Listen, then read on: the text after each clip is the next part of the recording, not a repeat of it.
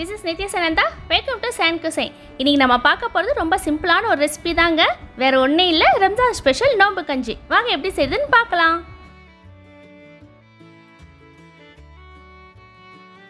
இதுக்கு முதல்ல ஒரு குக்கர்ல எண்ணெய் ஊத்திக்கோங்க. நான் இந்த ரெசிபி விசில் போடுறதனால அப்படியே டைரக்டா குக்கர்ல செஞ்சுக்கிறேங்க. இது கூடவே நம்ம நெய்யும் ஊத்திக்கலாம். எண்ணெய் சூடாகி நெய் உருகுனதும் வெந்தயம் போட்டுக்கோங்க. இது கூடவே ஏலக்காய், லவங்கம், பட்டை, பிரிஞ்சி இலை, பச்சை மிளகாய். நான் காரம் ரொம்ப கம்மியாக தாங்க போட்டிருக்கேன். உங்களுக்கு எவ்வளோ தேவையோ அதுக்கு தகுந்த மாதிரி நீங்கள் போட்டுக்கோங்க. இப்போ இது எல்லாத்தையும் லைட்டாக வதக்கிக்கலாம். இது கூடவே மெலிசான இருக்கிற சின்ன வெங்காயம் சேர்த்துக்கோங்க. பெரிய வெங்காயத்தை விட சின்ன வெங்காயம் ரொம்பவே நல்லதுங்க உடம்புக்கு. அதனால் சின்ன வெங்காயம் சேர்த்துக்கோங்க. இது எல்லாமே மீடியம் ஃப்ளேமில் லைட் கோல்டன் ப்ரௌன் ஆகிற வரைக்கும் நல்லா வதக்கிக்கலாம்.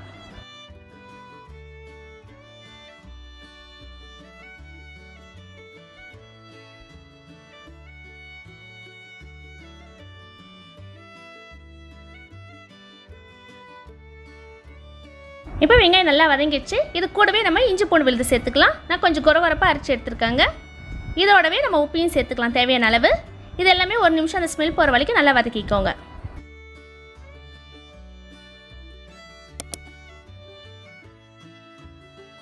இப்போ நம்ம தக்காளி சேர்த்து லைட்டாக வதக்கிக்கோங்க.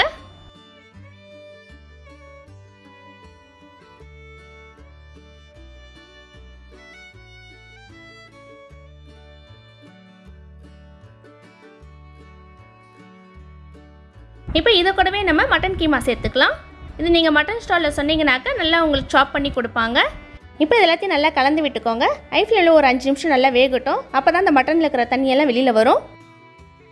சப்போஸ் நீங்கள் இந்த நோம்பு கஞ்சி வெஜ்ஜில் செய்கிறதா இருந்தாக்கா இந்த மட்டன் கீமா மட்டும் அவாய்ட் பண்ணிடுங்க. அதுக்கு பதிலாக நம்ம கேரட், பீன்ஸ், காலிஃப்ளவர், உருளைக்கிழங்கு எதுனாலையும் சேர்த்துக்கலாம். ரொம்பவே நல்லாயிருக்கும்.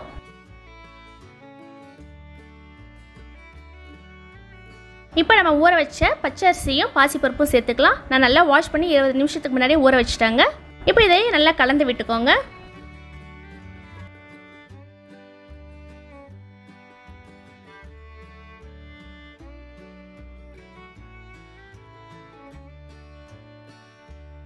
நான் போட்டிருக்கிற 1/2 கப் அரிசி, பாசிப்பருப்பு வந்து 1 டேபிள் ஸ்பூன் போட்டிருக்கேன். இதுக்கு 4 கப் தண்ணி ஊற்றிக்கோங்க. அப்போ தான் நல்லா உங்களுக்கு கொலையாக வேகும். இந்த வீடியோ பிடிச்சிருந்தால் லைக் பண்ணுங்கள், ஷேர் பண்ணுங்கள், கமெண்ட் பண்ணுங்கள். மறக்காமல் சப்ஸ்கிரைப் பண்ணிட்டு பக்கத்தில் இருக்க பெல் ஐக்கானையும் ப்ரெஸ் பண்ணிவிடுங்க. இப்போ இது எல்லாத்தையும் நல்லா கலந்து விட்டு நம்ம பொடியை நறுக்கின கொத்தமல்லியை சேர்த்துக்கலாம்.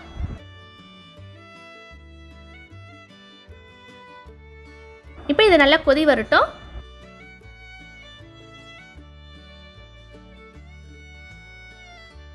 இப்போ கொதி வர சமயத்தில் நம்ம குக்கர் மூடியை போட்டு விசில் போட்டுடலாம். ஹை ஃப்ளேமில் ஒரு 5லேருந்து 6 விசில் வரட்டுங்க.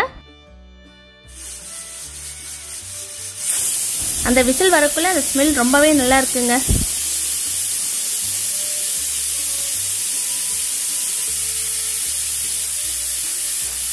இப்போ ஸ்டவ் ஆஃப் பண்ணிடுங்க. ஒரு அளவுக்கு அடங்கட்டும், அப்புறமா நம்ம ஓப்பன் பண்ணலாம்.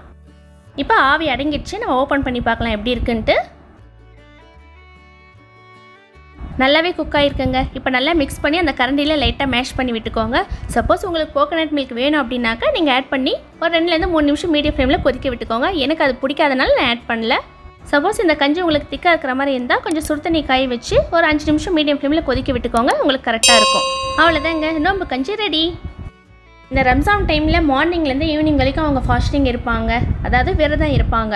அந்த மாதிரி சமயத்தில் அவங்க இந்த மாதிரி கஞ்சி தான் வச்சு குடிப்பாங்க. இது ரொம்பவே நல்லது ஹெல்த்துக்கு, ரொம்ப குளிர்ச்சியானதும் கூட, சீக்கிரமாக டைஜஷனும் ஆகிடும்.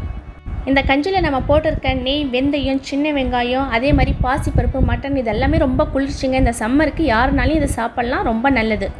சரி, இப்போ இந்த கஞ்சி எப்படி இருக்குன்னு டேஸ்ட் பார்க்கலாம். ரொம்பவே நல்லா இருக்குங்க. கண்டிப்பாக ட்ரை பண்ணி பாருங்கள்.